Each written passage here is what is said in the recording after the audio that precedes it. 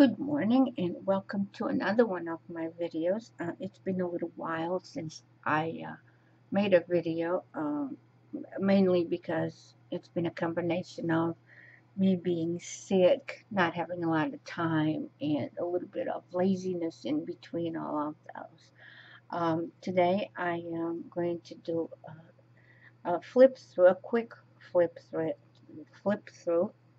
on the Anti Stress Coloring book Atlantis.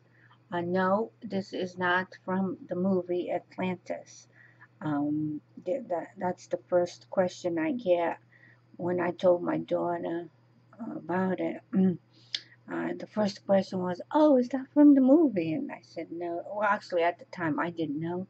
Couldn't remember if it was from the movies or not. When I bought it, I just flipped through it. And yeah, I was thinking of the movie when I flipped through it. But I did not, at the time, connect the dots. So it is not from the movie Atlantis. This is mainly about underwater creatures. But it's really nice. The paper is the cover. It's got the shiny stuff like a lot of some of the other coloring books, like The Secret Garden, Lost Ocean, and others like that. The paper is like a kind of cardboard-like, and the paper is very smooth on my pencils. My Crayolas, because so I use Crayolas with a little bit of Prismacolor in there. They go on very smoothly, which I like. Well, kind of like and don't like, because I find that the papers that go nice and smooth have a higher tendency to smudge a little bit. I don't know if you noticed that. Let me zoom out a little bit so I can get the whole book, as much of the whole book as I can get as my first one. Now, look at, isn't that pretty? This is what I call cross-eyed material kind of book. Has very narrow areas, and you can still be very successful here if you can see really well, which I don't. To go in between those really narrow little spaces, or you can just do a combination of spaces, just one color, which I'm a multicolor kind of person, so I like a lot of different colors. I did search for okay, now this one, I know I jump all over the place. This is in a back cover, but it's really pretty.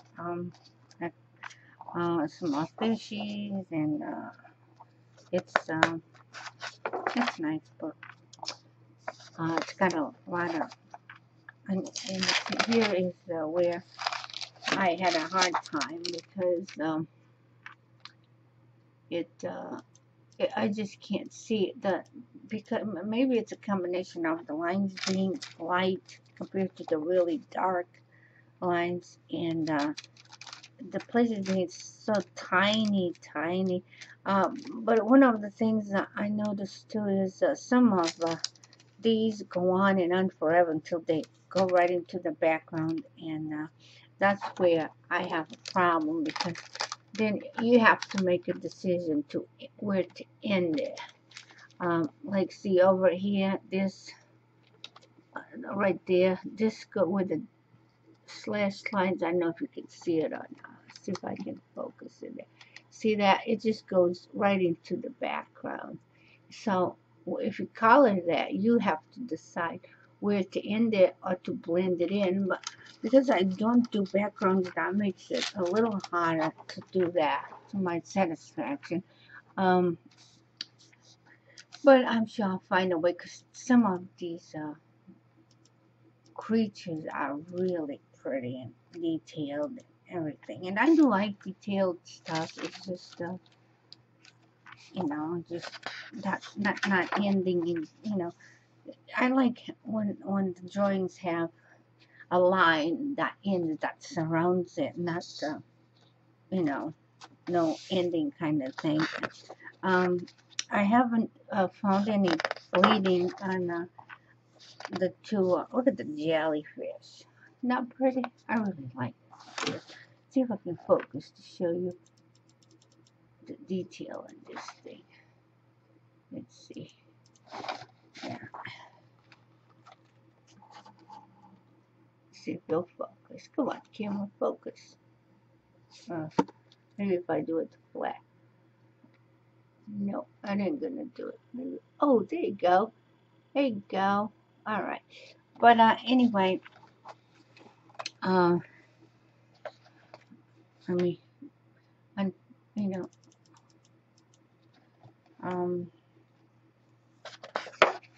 there's a crab.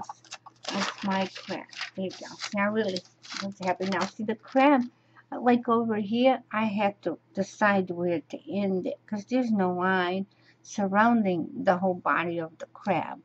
And I don't like that. I like having my line. So this I had to make a decision, and I decided to end it between the big dots. And over here, I just went along that way. And here too. See, there's no line between those. Oh, sorry. There's no line. There's no line between here, so I had to make that decision. I know it's a hard decision, right? But somebody's got to do it, and that's what I'm talking about. I don't particularly like that kind of stuff.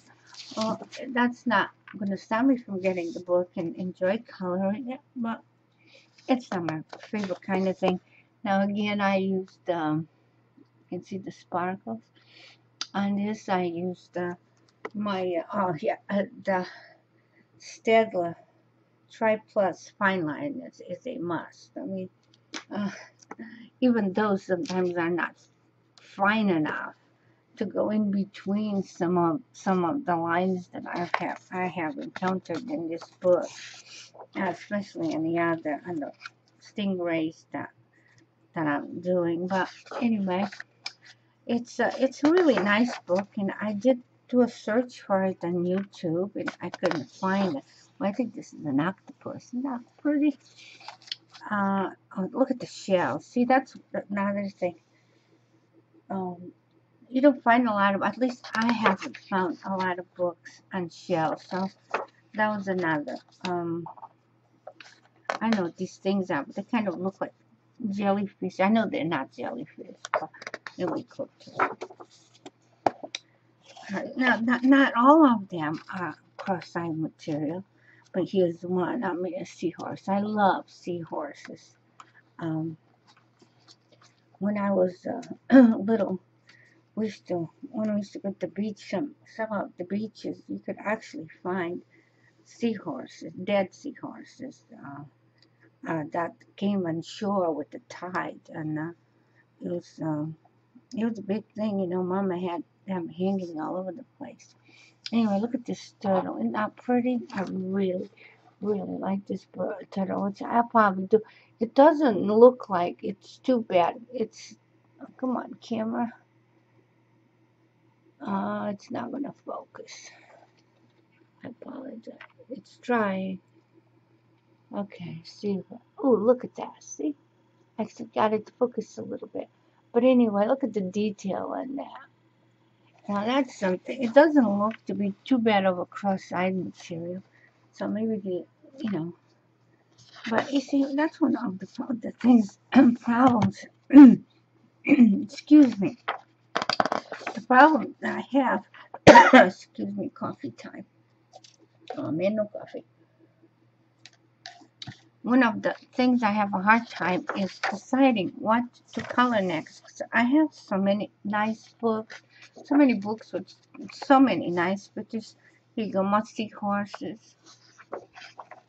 And look at this fish. Now, you know, it's hard for me to decide. And now I have slowed down on buying books. I only buy what I consider like special books, like, you know, books by, what is it, Joanne Bashford? I hope I didn't That's something name. Anyway, you know, the Lost Ocean and Secret Garden and the other one, I can't remember the name. Anyway, like, she's got another book coming out. Don't know when, but it's called Magic Forest, I think. Anyway, I'm sure I'll be buying that one. The Imagimorphia just came out. Of course, I do have that one, and I will do a video on that when I have a few, at least a couple colored pages. But, you know, there's a lot of flip-throughs on Imagimorphia out there, so I'm sure some of you have seen it. If not, you know, it's a really, again, it's another nice book. If you like Anamorphia like I did, it's still one of my favorite books that you will enjoy. Imagimorphia. And Starfish. So I'm more picky at what kind of book on the coloring books, because I have so many and I probably never color them all.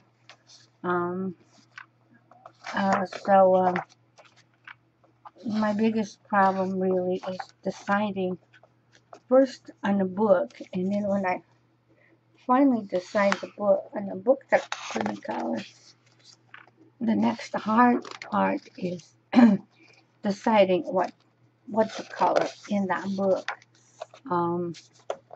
And that, like I said, that is a big problem. And I don't have as many books as some people do.